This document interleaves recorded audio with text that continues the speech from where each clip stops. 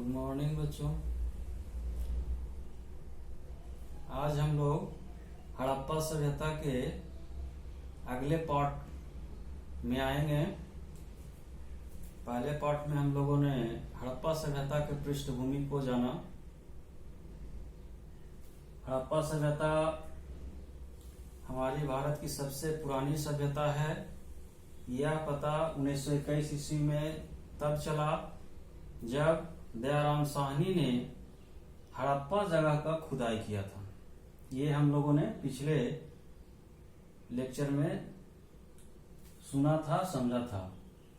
हड़प्पा सभ्यता का कालखंड देख लें, 1500 बीसी से 1750 बीसी। ये सामान्य कालखंड यही है,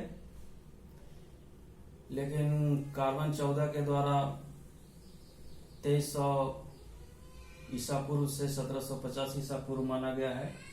ये डेट को याद रखना होगा। तो पृष्ठभूमि में हम लोगों ने देखा था हड़प्पा सभ्यता का खुदाई किस प्रकार से किया गया, कहाँ सबसे पहले खुदाई किया गया और हड़प्पा सभ्यता का विस्तार कहाँ था। तो हड़प्पा सभ्यता का विस्तार में भी हम लोग देख चुके हैं। पूरा पश्चिम उत्तर दक्षिण का विस्तार देखें तो ऊपर में मांडा जो आज जम्मू कश्मीर में है, दक्षिण में दायमाबाद जो महाराष्ट्र में है, और पूर्व में आलमगीरपुर जो पूरब हड़प्पा सभ्यता का पूर्वी विस्तार, और पश्चिमी विस्तार बलूचिस्तान पाकिस्तान का क्षेत्र में सुटका जैंडोर। ये हड़प्पा सभ्यता का विस्तार हम लोगों ने पहले देखा और ये पूरा क्षेत्रफल को देखा। पूरा क्षेत्रफल 1.3 मिलियन वर्ग किलोमीटर, ये हम लोगों ने पहले देख लिया।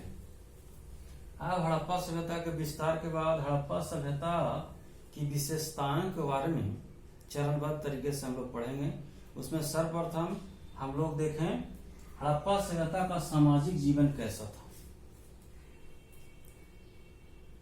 सामाजिक जीवन को जानने के लिए किसी भी कालखंड का हो, किसी भी वंश का हो, किसी भी सभ्यता संस्कृति का हो, सामाजिक जीवन पर लिखने के लिए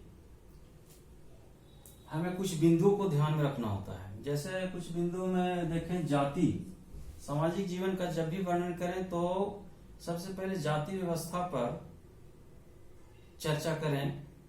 वहां जाति व्यवस्था किस प्रकार की थी, नहीं थी, इस पर चर्चा करना होता है। वर्ग भेद, क्या समाज में ऊंच नीच वर्ग भेद था, नहीं था, इस पर चर्चा करना होता है। अस्पृश्यता, अस्पृश्यता का मतलब छुआछूत, तो समाज में छुआछूत की व्यवस्था, छुआछूत था या नहीं, इसको देखना होगा। दास प्रथा था, नहीं था, लोग दास बनाते थे, दास का व्यापार खरीद बिक्री होता था, ये सब जानना हो, चर्चा करना होगा। नारियों की स्थिति, ये सामाजिक जीवन में इस पर चर्चा जरूर करना चाहिए। नारियों की स्थिति किस प्रकार की थी, क्या समाज में नारी को समानता का अधिकार था, किस प्रकार का अधिकार था, शिक्षा का अधिकार था, नारियों को पुरुषों के जैसा शिक्षा की व्यवस्था की गई थी, इन सब पर चर्चा करना होता है। शिक्षा की व्यवस्था कैसी थी, क्या समाज में महिला पुरुष दोनों को शिक्षा दिया जाता था, इस पर चर्चा करना होता है। उस समाज का रीति रिवाज पर चर्चा करना होता है कि रीति रिवाज कैसा था, पहनावा ओढ़ावा रंग ढंग क्या था, इस पर चर्चा करना होता है। फिर अंधविश्वास, सामाजिक जीवन में उस समाज में क्या रीति रिवाज थी, उसके साथ अंधविश्वास भी बहुत सारी होती हैं, तो क्या अंधविश्वास था, इस पर चर्चा करना होता है। और अंत में अंत्येष्टि प्रक्रिया पर भी चर्चा करना है। अंत्येष्टि प्रक्रिया से भी बहुत सारे संस्कार का पता चलता है, उसके सामाजिक जीवन का पता चलता है। जैसे समाधान होता था तो किस प्रकार का समाधान था। समाधान कहने का मतलब हुआ कि मरने के बाद लोगों को किस प्रकार अंत्येष्टि प्रक्रिया किया जाता था। उसे दफनाया जाता था, जलाया जाता था या छोड़ दिया जाता था। तरह तरह की प्रक्रियाएं हैं जो आगे हम लोग पढ़ेंगे, तो उसके बारे में चर्चा करना होता है। अब हम लोग देखें सामाजिक जीवन पढ़ने के लिए कुछ स्रोत हैं, और स्रोत के बारे में तो मैं पहले ही बता चुका हूं कि हड़प्पा सभ्यता को जानने का केवल और केवल एक ही स्रोत है, पुरातात्विक स्रोत। पुरातात्विक स्रोत का मतलब क्या हुआ? पुरातात्विक स्रोत का मतलब है जो तत्कालीन समय में सभ्यता, तत्कालीन समय में जो वस्तुएं थी और उसको खुदाई के द्वारा निकाला गया, वैसे वस्तुओं को पुरातात्विक साक्ष्य कहा जाता है। उसी पुरातात्विक साक्ष्य के द्वारा इतिहासकार एक मत होते हैं और इतिहास बनता है। तो पूरी तरह से हड़प्पा सभ्यता का इतिहास पुरातात्विक साक्ष्यों पर आधारित है, न कि साहित्यिक साक्ष्य पर। स्रोत में क्या क्या मिला है जिस पर इतिहास बना, तो सबसे पहले देखें तो मृदभांड। मृदभांड का अर्थ होता है मिट्टी का बना हुआ सामान। मिट्टी का सिर्फ बर्तन नहीं, बहुत सारे सामान बनते हैं। उसके मृदभांड पर तरह तरह की आकृतियां की रहती थी, और उस आकृतियों से हम लोग एक निष्कर्ष पर पहुंचे कि किस प्रकार का हड़प्पा सभ्यता का समाज था। इसके बाद प्रस्तर मूर्ति, पत्थर की मूर्ति। पत्थर की मूर्ति बहुत सारे मिले हैं, जैसे मोहनजोदड़ो से मिले हैं, हड़प्पा से मिले हैं। उन मूर्तियों के भाव भंगिमा को देखकर, उसके आवरण को देखकर, वेशभूषा को देखकर इतिहास बनाया गया है। जैसे मोहनजोदड़ो से, हड़प्पा से, सब जगह से मिला है जो मूर्ति, तो इससे अंदाजा लगाया जाता है कि वो एक वस्त्र को ऊपर से नीचे तक सूती कांखा विधि बोलते हैं उसको, उस तरह से पहने हुए एक वस्त्र को ही पहनते थे। तो ये सब सामाजिक जीवन के बारे में। फिर कब्रिस्तान। कब्रिस्तान खुदाई के द्वारा बहुत बड़े बड़े कब्रिस्तान मिले, जैसे हड़प्पा में R37 एक स्थान बनाया, नामकरण किया गया है। वहां से बहुत सारे कब्रिस्तान का साक्ष्य मिला है, बहुत सारे शव एक जगह मिले हैं, उससे कहा गया कि एक कब्रिस्तान होगा।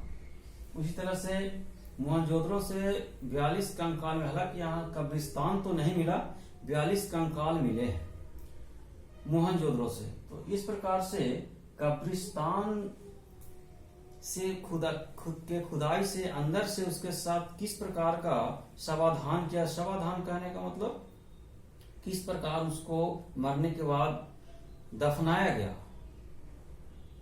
तो उसके आधार पर भी सामाजिक जीवन के बारे में हम लोग जानते हैं। जैसे दफनाने के समय देखा गया कि लोगों को अकेले भी दफनाया गया है, 2 लोगों को एक साथ दफनाया गया है, या पुरुष और स्त्री दोनों को एक साथ दफनाया गया है। और दफनाने के साथ साथ उसके जितने भी दैनिक जीवन में उपयोग करने वाले वस्तु थे, उन सबों को उसी में दफनाया गया। तो इससे पता चला कि वो लोग अलौकिक जीवन को भी मानते थे, मरने के बाद भी जीवन है, इस तरह का उनका विचार था। क्योंकि उसके साथ सामान को दफनाने का यही हुआ। एक जगह तो रोपर, जो पंजाब जिला में है, रोपर स्थान से कुत्ते को भी कब्र में दफनाया गया है। इससे ये निष्कर्ष निकलता है कि उसके, हो सकता है वो कुत्ता बहुत प्यारा हो उसका, तो उस वस्तु की तरह उसको भी दफनाया गया। तो इस तरह से हड़प्पा सभ्यता के समाज के बारे में जानकारी मिलती है। लेकिन इसकी सीमाएं भी हैं, क्योंकि इतिहास बनाने में 2 स्रोत होते हैं, साहित्यिक और पुरातात्विक। तो हड़प्पा सभ्यता को बनाने के लिए तो एक ही साक्ष्य पुरातात्विक, और पुरातात्विक निर्जीव, वो बोलता नहीं है। साहित्यिक लिखा हुआ, उसको पढ़ने के बाद इतिहास बनाना आसान है। पुरातात्विक साक्ष्य एक अंदाजा पर लगाया हुआ इतिहास बनाया हुआ है, तो उससे उसकी सीमाएं तय होती है कि हड़प्पा सभ्यता की जो इतिहास है, उसका सामाजिक जीवन का जो इतिहास बनाया गया, कितना सही है, ये पूरी तरह से स्पष्ट नहीं किया जा सकता है। पहले भी मैंने बताया कि अभी भी परिवर्तन हो सकता है। जैसे जैसे खुदाई होगा, स्थलों का, नए नए स्थलों का खुदाई होगा, निष्कर्ष बदल सकते हैं।